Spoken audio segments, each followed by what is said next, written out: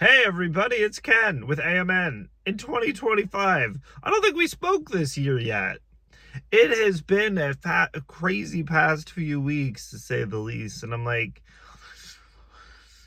this is a Ken with AMN subject. As things evolve and change in my life. Um, so again, started out the new year great, all good, no issues. And what was it? It was the 10th of January. Yeah, it was a Wednesday. I left work early. I got home. I was just doing a couple things around my apartment. Last thing I did was make my bed. I'm looking at make my bed. So I come back, I got a nicely made bed. I have a heated blanket, which has a cord on it. And I didn't realize that my foot got caught in it. And when I went to walk, my foot got caught into it, and we were going down. And I've become a good professional faller in the past, but this one was a first because I took my 200-pound body down onto my arm. So my legs were spared. My crappy legs were spared.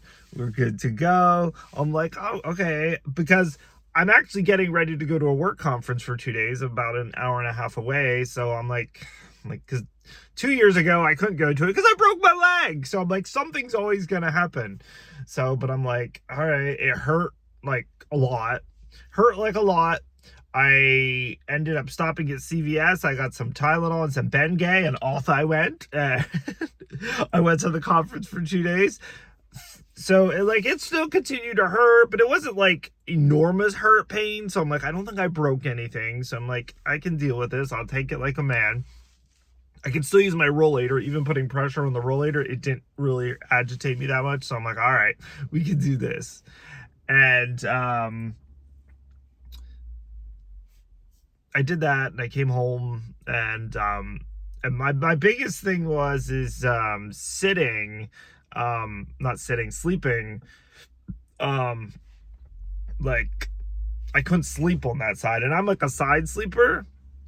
So I've been only able to sleep on the one side, and I've since become a back sleeper now, and I back sleep, and then if I want to kind of rotate, I just move my head this way. And surprisingly, I've been able to sleep again. I've never been a back sleeper all my life. So adjust and adapt in the AMN world. I adjusted and adapted, and then people were still like, oh, you got to go get that checked out if it still hurts. But as it's gone on now it's over 2 weeks, you can feel it, when your body is healing and it's getting better, and it is getting better, but there's still parts you can feel. I don't think I broke it. I might have sprained it, or if it was it was probably just like a tear, because I can feel it. And I know when I broke my leg, you can feel it, that it's what do I want to say, repopulating. It's healing. So I'm like, so I'm just ibuprofen, but it's not like it doesn't hurt that bad. But the moral of the story is with two bad legs, I really depend a lot on my upper body to, if I would fall, to get myself up, I have to push with my arms. And so here we are, this past over 2 weeks, I've got one good arm, and that's it. So I kind of feel not paraplegic, but part of me was like, yeah, I know what that's like to be, to not have a limb altogether. I mean, again, I've got legs, but they don't, function the best. But yeah, so that's the first. But I've been very, very cautious in the past 2 weeks. Even in my apartment, I take my rollator everywhere. I'm like, I'm not having another freak accident. I'm like, because if I go back down on this thing again, then forget about it. I'm probably never getting back.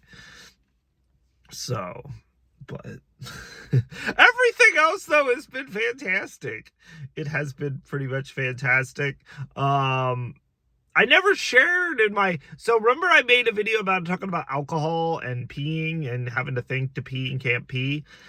When I was in Boston on Christmas, I went to see my endocrinologist in Boston on Christmas. I don't think I ever talked about that. That trip went just fine.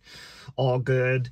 But I stayed at the Encore. It was like bougie. It's like a 5-star hotel. So nice. The bathroom is huge. So I used the bathroom. I'm like, I found myself literally, if I do a lap, I have to trick my bladder. I have to I did a lap. They had like double sink. So it was like a long walk. You go this way and then I'd walk back. You actually trick your bladder once you get moving to go. And I've been doing it at home and it works like great. And like sometimes even you have to jump start it. You like get a drink of water at the sink, do a couple laps, and if it's not moving, you do another couple laps, and it will move and you will fully empty. And I will, not drink like a fish, but if I have a couple drinks and I'm like, it kind of immobilizes the bladder, just do a couple laps, you'll be fine. But you got to be careful though. We don't want to fall and hurt myself, but we do a couple laps. So, but don't worry, I wall surf when I do that. Because my bathroom is a handicap accessible bathroom, but I have so much other stuff in it. Getting my rollator in and out of there, I don't inside the bathroom, but I wall surf there. And I've got grab bars, so it's fine. But yeah, so that's good. I do return to Boston here in like 3 weeks. I finally get to end the advanced study, the Minarix, and I start the compassionate use study for Min 102 liraglutazone. But I was hoping to have one more last hoorah trip, as they told me I would, to end the initial study where they would pay for everything. But now they've just decided we're just going to move you right into there. And so, yeah, that trip I have to pay for everything. So, which is like, boo. And yeah, then I have to hit up my insurance because they'll do it as a clinical visit, which will probably be about $300. I'm stuck with $1,000 a year regardless, as long as I work at my current job, and with the current insurance, I just have to come up with $1,000. So if we do a $300 clinical visit, okay, and